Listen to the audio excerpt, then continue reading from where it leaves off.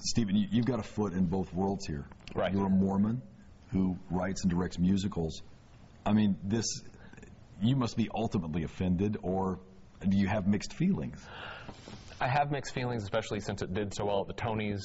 You know, I think it must be a good story, it must have good music, but I think, why did they pick this subject matter, and why did they treat it in such a way where Mormons are good, clean, wholesome, and they chose to vulgarize it and make it as offensive as possible? I just want your reaction just to the chorus of this one song.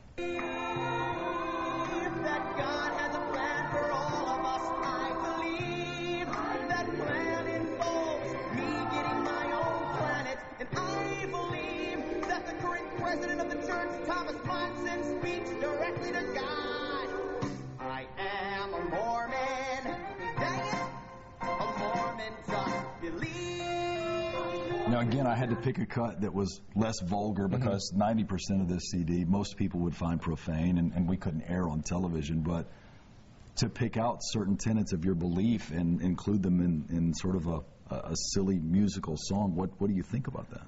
Well, I mean, most of what he said, I mean, really all of what he said is true, except where he says a Mormon just believes. Because it's more than that. It requires faith, it requires prayer, it requires personal contemplation and personal revelation.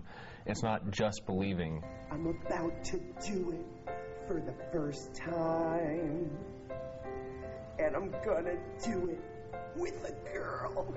I think we get the point from that cut. Obviously, they're talking about the baptism of someone into your faith, but they have twisted it into something a little more profane. Yes.